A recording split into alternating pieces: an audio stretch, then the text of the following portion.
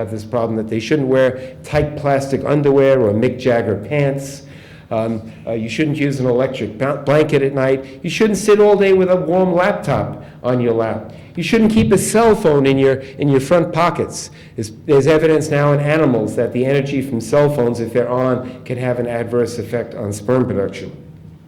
But varicocele is present in 15% of all men, but in 35% of men who have never been able to get their wives pregnant, but in almost 80% of men who were fertile when they were younger, and now they're older, and their wives are older too, and now they're not able to achieve a pregnancy. So it's by far the most common cause of secondary infertility. What this means is men who have varicoceles, they're at risk for progressive decline in fertility over time. All men have a drop as they get older. We know that there's a slow drop in fertility as a man gets older. There's a slow drop in his testosterone levels and his potency. But if men are otherwise healthy, they can maintain fertility and potency well into old age. Abraham was 99 when he got Sarah pregnant, right? So he probably did not have varicoceles. And just because you were fertile when you were younger doesn't mean that you're going to be fertile now, because this causes a progressive decline. We now advocate recognizing this in adolescence. They appear usually in the late teens, sometime after puberty. Very rarely they appear pre-pubertally. So we now will prophylactically repair them, because it's much easier to prevent future infertility and to prevent future drop in hormone production than to treat it after it's already occurred. In fact, with the safe, effective microsurgery we have now for fixing varicoceles, the conservative treatment of varicocele is not to simply watch it cause a decline in testis function, but to fix it so you conserve testicular function. So all of you men who, if you had varicoceles and you have boys, make sure to have your pediatricians check those boys, especially toward the end of puberty, because that's when they first appear. Now, are all varicoceles important, and should they all be fixed? I mentioned 15% of all men have varicoceles. But the ones that cause the biggest problem are the grade 3, the big ones. Grade 1 is a small one. Grade 2 is a moderate one. Grade 3 is so big, even the man can see it himself through his skin. It looks like a bag of worms, like those twisted veins Celsus described almost 2,000 years ago. Only 3% of all men have large varicoceles. That's the 3% that should have them fixed when they're teenagers to prevent future infertility, and that's the 3% that are going to most benefit from having it repaired. Large varicoceles cause much more severe impairment in semen quality than small ones. But the converse is also true. The bigger the varicocele, the bigger the improvement that you can expect after it's fixed. This is from an article we published over 10 years ago in the Journal of Urology. When you have a small varicocele, you see you have better sperm counts than when you have a big one. But when you fix it, you have a much bigger improvement after you fix a big one than after you fix small ones. So I'm always more enthusiastic about fixing large ones than small ones.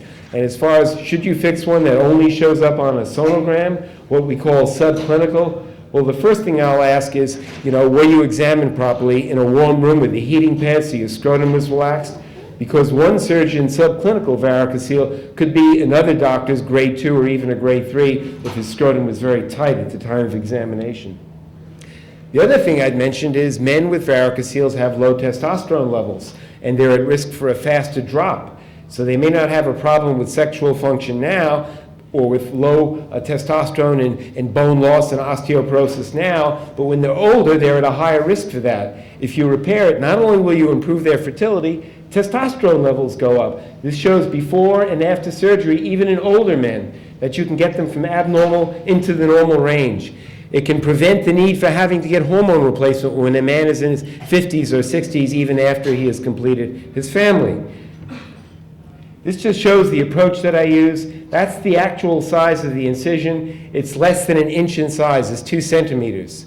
It's hardly any bigger than the cut that they put in the femoral area to use balloons and coils to fix varicoceles. And that has a much higher failure rate than this technique. And through this, we can use a microscope to find the small testicular artery. That's the main blood supply to the testicle. This is a millimeter rule. You don't have much a chance of finding that and preserving the main blood supply to a testicle if you don't use a microscope.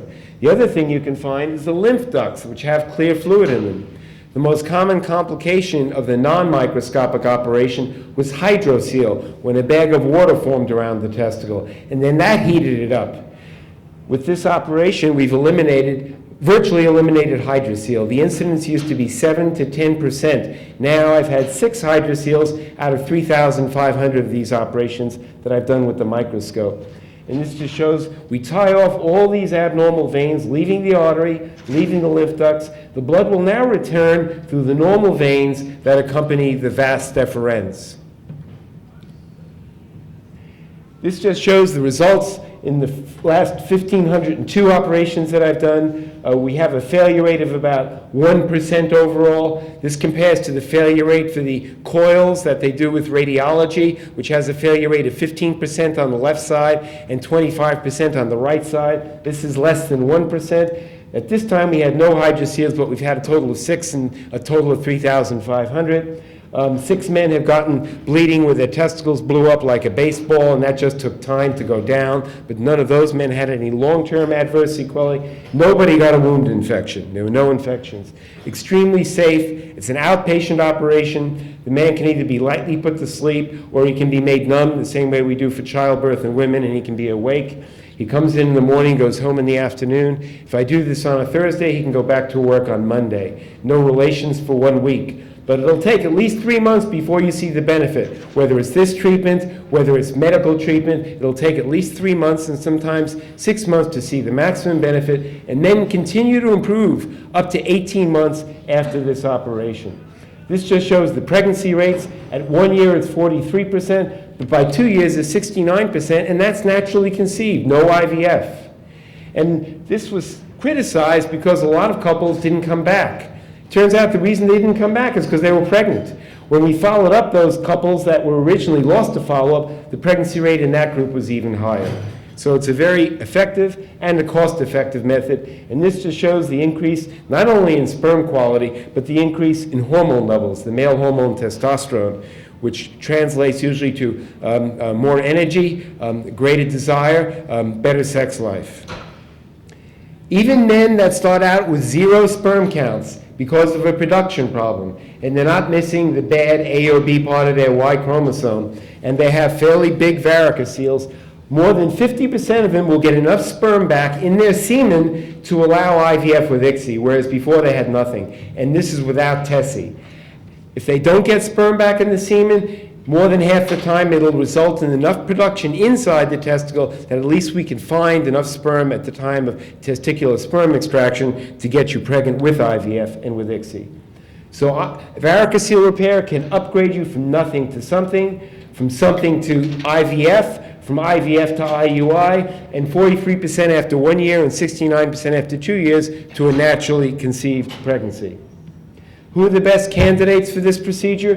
Men who have low sperm counts. That's the medical term. It's a terrible term. We should just say low sperm counts. I think it's even fewer letters than oligoasthenospermia. And palpable, meaning I could feel them, not just on a sonogram, especially big varicoceles. Men that have 0 sperm counts, like I just showed you, and it's not due to a blockage. Men who have big varicoceles and low testosterone, even if their wives are pregnant, to keep them fertile and to increase their testosterone and prevent bone loss when they're older.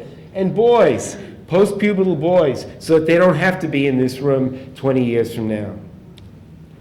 It's cost-effective because it can increase sperm quality to allow less costly forms of assisted reproduction. If you do need assisted reproduction, it can upgrade you from TESI to IVF ICSI, from IVF ICSI to ordinary IVF with the ejaculated sperm, from IVF with ejaculated sperm to IUI, and more than half the time by 2 years allow a naturally conceived pregnancy.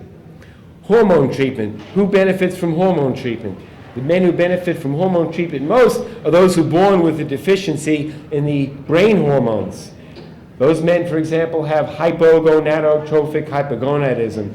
The hypothalamus, the highest part in the brain that controls, is missing its hormone, which causes the pituitary to release its hormone. Those men are the ones who are the best candidates for treating with HCG and FSH. Unless a man has that condition, which is called Kallman syndrome, if they don't have a sense of smell, there's really no proven benefit to giving HCG or FSH to any of these men. Men that have low testosterone and normal levels of estradiol often will respond with an increase in testosterone and an increase in their sperm production by giving them medicines we commonly use in women, such as Clomid. If a man is very heavy and he has a high estrogen level, then instead of Clomid, we use a drug commonly used for breast cancer, an aromatase inhibitor called Arimidex. That can be very useful. If all of this fails to get any sperm to appear in the semen, then TESI, testicular microdissection. This was developed by my student, Dr. Peter Schlegel. I actually indirectly was involved in having him do this. When he came to me as a fellow from Johns Hopkins in 1989, he couldn't understand why I would bother using a microscope to do an ordinary testicle biopsy. And the reason I said is you can see the little blood vessels on the surface, so you're much less likely to injure the artery that supplies the testicle. Well, he finally agreed to start using the scope for biopsies when he finished his fellowship, and I recruited him to join me. And what he found is he could see those tubules that were a little bit bigger and juicier, and that they usually contain sperm. So he could just take out those little tiny tubules without having to take out big chunks of the testicle. And he has a much higher rate of finding sperm than men that use either needles or doctors that take just random chunks without using a microscope. This is called testicular microdissection, and this is basically the last resort thing to do in a man that has non-obstructive zero sperm count. And here at Cornell, this is the latest. We can find sperm in almost 60% of men who have this condition. We can fertilize more than half the eggs. The live delivery rate, if we find sperm, is about 40%. So what that means is if you go into this and we don't know if we're going to find sperm or not, what is the chances of you walking home with a baby? It's about 25% chance you'll walk home with a baby, because a little over half that will find the sperm, and then if we do find the sperm, the pregnancies are a little bit lower, and there's a higher miscarriage rate than regular pregnancies with IVF because a lot of the sperm are not that normal. So everything's a little bit lower. But this 25%, 10 years ago, it was zero. So we now can offer hope to couples for which there was absolutely no hope at all. Are there anything, tests that can predict whether this testicular sperm extraction will work? Is a high FSH bad? We know a high FSH is terrible for a woman, but a high FSH, it turns out, is not any better a predictor than anything else as whether we're going to find sperm. What about the size of the testicles? I see men with testicles that are the size of a pea, yet that's not a predictor either. Having small testicles is not a bad predictor for having this. The only thing that does predict is if you've already, for some reason, had a biopsy before, a diagnostic biopsy. The pattern we see in that biopsy is most predictive. If that biopsy showed what we call hypospermatogenesis, meaning there were only rare pockets of sperm production, sperm retrieval is successful 80% of the time. If we find a pattern called maturation arrest, sperm retrieval is successful 60% of the time. Even if we find the worst pattern, Sertoli cell only, also called germ cell aplasia, by opening the whole testicle up and searching through every one of the 400 tubules, we can find sperm in over 30 to 40, almost 40% of even those men with the worst prognosis. Is Klinefelter's a bad prognosis? No, it's a good one. We find sperm in 60% of those men. The only thing that's a predictor is if you're missing the part of the Y chromosome, A or B. But the most common one is C, and we can find enough sperm in 60% of those. Now, why is it important to know, to do the test to see if you have Klinefelter's, or to see if you're missing a Y chromosome? If you have Klinefelter's, you have an extra X chromosome. So we have to do something called pre-implantation genetic diagnosis. We have to test the embryos, so we only put back the ones that have the normal number of chromosomes instead of an extra X chromosome. So that's one reason to know, because you have to have PGD, pre-implantation genetic diagnosis, at the time of the IVF, because if an embryo has an extra chromosome, it can develop and have very serious abnormalities, much more serious